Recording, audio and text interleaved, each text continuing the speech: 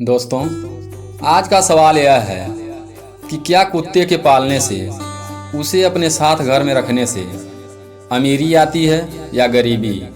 कुत्ता पालने से इंसान को स्वर्ग का सुख मिलता है या नर्क का?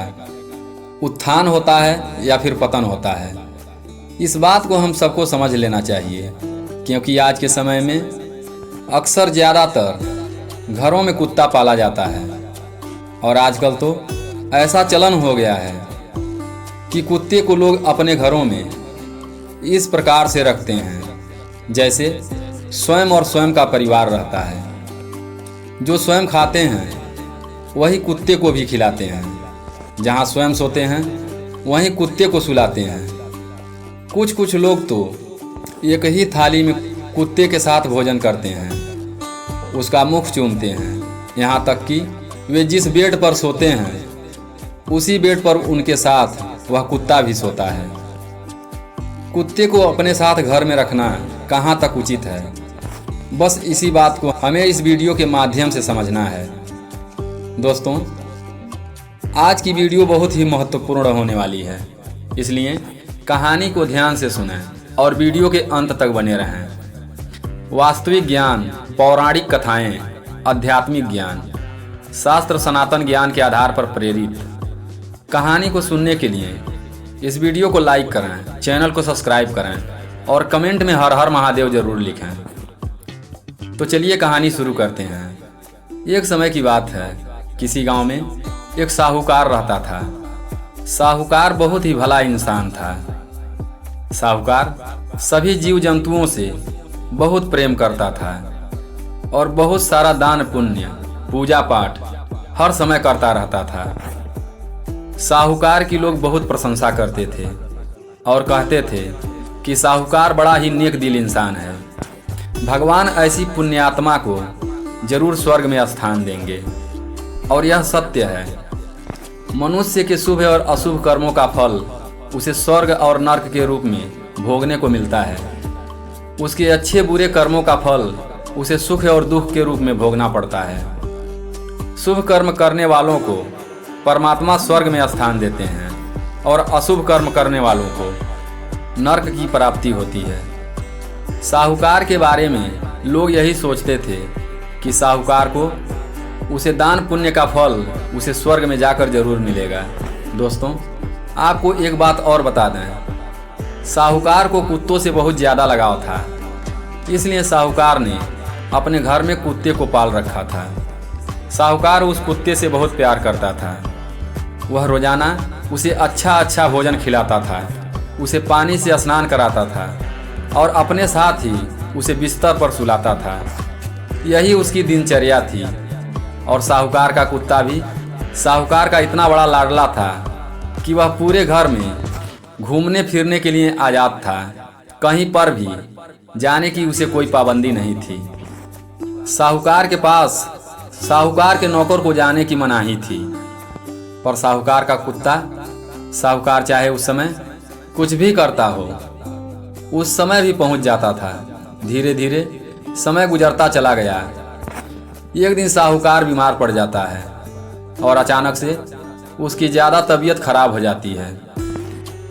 उसी बीमारी के चलते उस साहूकार की मृत्यु हो जाती है। साहूकार के मरने के बाद साहूकार के बेटा और बहू मिलकर साहूकार का अंतिम संस्कार करते हैं। उधर साहूकार की आत्मा को यम के दूत उसे लेकर यमलोकपुरी में चल देते हैं। जब यमदूत आत्मा को लेकर जाते हैं तो उसे जंजीरों में बांधकर पैदल ही लेकर जाते हैं। बताते हैं कि जब यमदूत आत्मा को लेकर जाते हैं, धरती से लेकर यमलोकपुरी तक कई बाधाओं को पार करके उसे जाना होता है। उसी तरह यमराज के आदेश पर यमदूत साहूकार की आत्मा को लेकर पैदल ही यमलोकपुरी की यात्रा कर रहे थे। कुछ दूर चलने के बाद रास्ते में पहली बाधा से सामना होता है। साहूकार के रास्ते में एक बहुत ही गहरी नदी पड़ती है। उस विशाल नदी का ना कोई ओर होता है और ना ही कोई छोर होता है। उस नदी को देखकर साहूकार भयभीत हो जाता है। तब यम के दूत साहूकार से कहते हैं, हे साहूकार, तुम्हें इस नदी को पार करके ही आगे का रास्ता तय करना है। साहूकार बोला, पर मुझे तो तैरना नहीं आता है। तब यमदूत कहते हैं, क्या तुमने कभी अपने जीवन में गाय दान किया है? यदि तुमने गाय का दान किया होगा तभी तुम इस नदी को पार कर सकते हो। जरा अपने जीवन की उन घटनाओं पर दृष्टि डालकर देखो जब तुमने कभी गाय दान किया हो। यमदूत की बात सुनकर साहूकार अपने उस दान का ध्यान करने लगता है, क्योंकि उसने अपने जीवन में सच्चे मन से गाय का दान भी किया था, सच्चे मन से गाय का भी दान किया था। जैसे ही उसने अपने उस पुण्य कर्म को याद किया, उसी समय एक दिव्य गाय उस नदी पर प्रकट हो जाती है। यमदूत जैसे ही साहूकार को लेकर उस नदी के ऊपर से चलते हैं, साहूकार के आगे आगे चलने लगती है। साहूकार ने फौरन उस गाय की पूंछ पकड़ ली। गाय ने बड़ी आसानी से साहूकार को नदी के उस पार पहुंचा दिया। साहूकार बड़ी ही आसानी से उस पहली बाधा को पार कर जाता है। उसके बाद यमदूत सेठ को लेकर फिर आगे चलते हैं। थोड़ी दूर आगे जाने पर साहूकार के मार्ग में बड़े भयंकर काले काले कुत्ते आ जाते हैं और साहूकार को चारों तरफ से घेर लेते हैं। कुत्तों को देखकर वह साहूकार बड़ा भयभीत हो जाता है, वह डर जाता है। उसके समझ में नहीं आ रहा था कि वह इन कुत्तों से कैसे बचे। तब यमदूत कहते हैं, अरे साहूकार, जरा याद करो, क्या तुमने कभी कुत्तों को भोजन खिलाया है? अगर तुमने कुत्तों को भोजन खिलाया होगा तभी यह कुत्ते तुम्हारा पीछा छोड़ेंगे और तुम्हें यहाँ से जाने देंगे। यमदूतों की बात सुनकर साहूकार सच्चे मन से कुत्तों को आह्वान करने लगा। उसे याद आता है कि वह कुत्तों से बहुत प्रेम करता था, यहाँ तक कि उसने एक कुत्ता अपने घर में भी पाला था जिसके साथ उसने बहुत ममता रखी थी। साहूकार जैसे ही यह बात याद करता है, वैसे ही सारे कुत्ते साहूकार का रास्ता छोड़ देते हैं। साहूकार यमदूतों के साथ फिर आगे के लिए चल देता है। चलते चलते वह एक ऐसे द्वीप पर पहुंचता है जहां कौवे ही कौवे थे। साहूकार ने देखा कि एक विशाल कौवा साहूकार के पास आता है। साहूकार के सिर में अपनी चोंच से बार बार चोट मारता है। साहूकार उस कौवे की मार से बहुत व्याकुल हो रहा था। साहूकार ने यमदूतों से कहा, हे यम पार्षदों, यह कौवा बेवजह मुझे क्यों चोट पहुंचा रहा है? तब यमदूत कहते हैं, साहूकार, जरा याद करो, क्या तुमने कभी अपने जीवन में साधु संतों की सेवा की है? यदि तुमने सेवा की होगी तो यह कौवा भी यहाँ से चले जाएंगे। अगर नहीं की होगी तो यह कौवा तुम्हें चोंच मार मार कर घायल करते रहेंगे। सेठ जैसे ही याद करता है कि उसने तो अपने जीवन काल में अनेकों साधु संतों की सेवा की है और अपने माता पिता की भी सेवा की है और अपने द्वार पर आने वाले हर एक साधु संत का सत्कार किया है, उसी समय वहां से सारे कौवे गायब हो जाते हैं। साहूकार यमदूतों के साथ फिर आगे बढ़ चलता है और चलते चलते वह एक कांटे कटीलों से भरे हुए वन से होकर गुजरते हैं। साहूकार के पैरों में हजारों कांटे चुभ जाते हैं। साहूकार चिल्लाता है और उसके पैर लहूलुहान हो जाते हैं। साहूकार यमदूतों से कहता है, हे यमदूत, मुझे इस भयंकर वेदना से बाहर निकालो। कांटे चुभ जाने के कारण मेरे पैरों में भयंकर पीड़ा हो रही है। यमदूत पूछते हैं, साहूकार, तुम अपने जीवन में उन घटनाओं को याद करो जिसमें तुमने किसी नंगे पैर वाले को जूते या चप्पल दान में दिए हों। साहूकार तो बड़ा ही दानी और धर्मात्मा था। उसने अनेकों बार लोगों को जूते और चप्पलों का दान किया था। जैसे ही उसने अपना पुण्य कार्य याद किया, वैसे ही उसके पैरों में नए जूते आ जाते हैं। इस प्रकार सेठ फिर यमदूतों के साथ आगे को चल देता है। उसके मार्ग में कई बाधाएं आती हैं और साहूकार के पुण्य कर्म उसके उन बाधाओं से पार लगा देते हैं। कई दिनों के बाद यमदूत साहूकार को लेकर यमराज के पास आते हैं।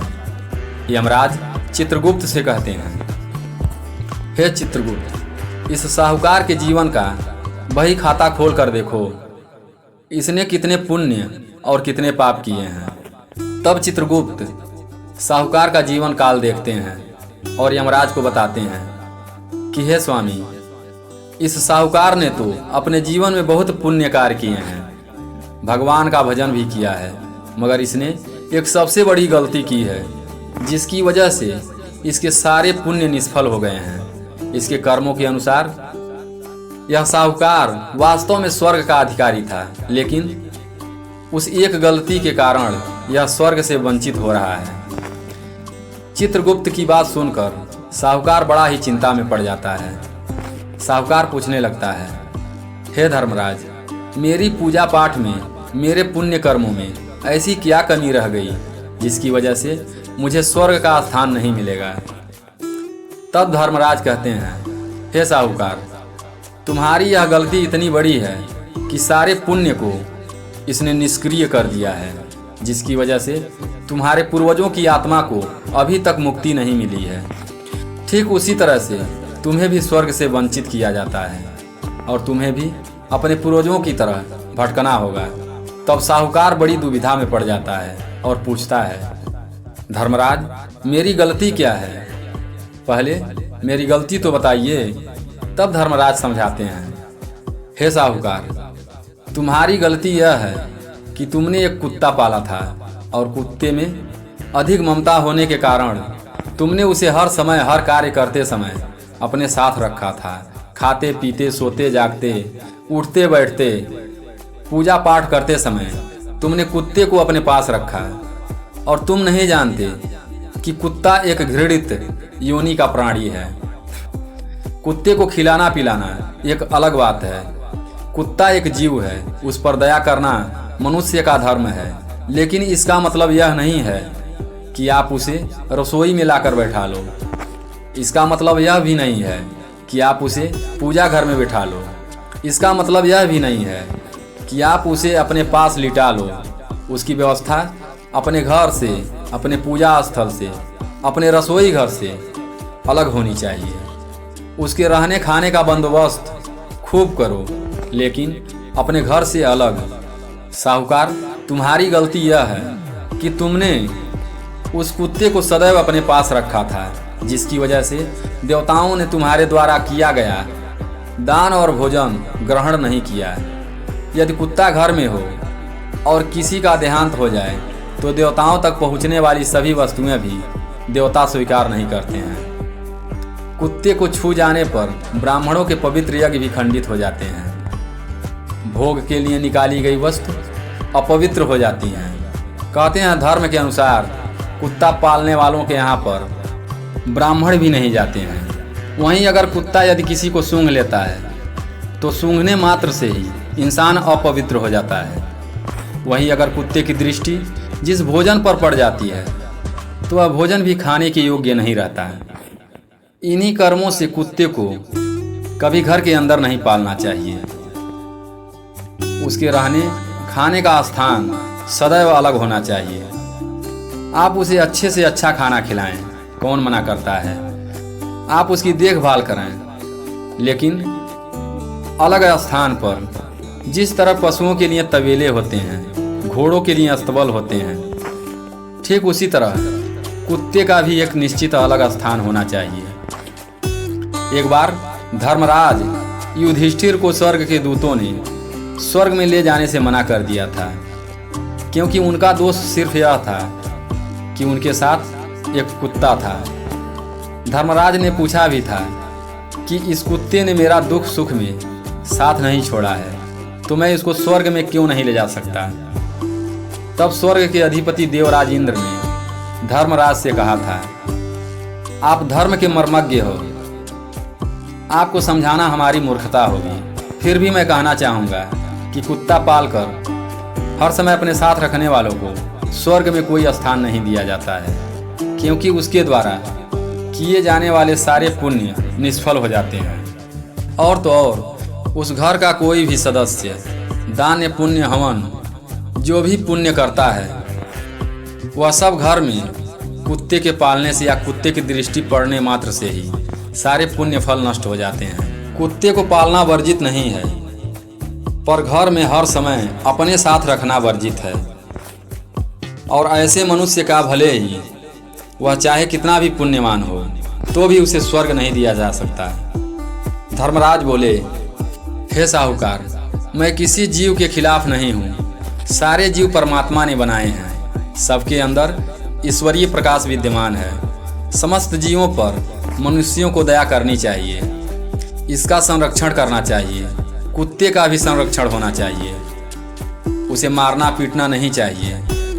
उसे पानी, उसके लिए भी खाना और पानी का बंदोबस्त होना चाहिए, क्योंकि कहते हैं हर घर में बनने वाले भोजन में एक रोटी पर कुत्ते का अधिकार होता है। जो लोग ऐसे जीवों को बेवजह परेशान करते हैं, बेवजह मारते पीटते हैं, निश्चित रूप से वे पाप के भागी होते हैं और उन्हें नर्क का भागी भी होना पड़ता है। इसलिए ध्यान रखना, कुत्ते का संरक्षण करो, परंतु नियमानुसार। घर के अंदर उसे अपने बेड पर लेकर मत जाओ। उसे रसोई घर में मत ले जाओ। उसे पूजा घर में मत ले जाओ।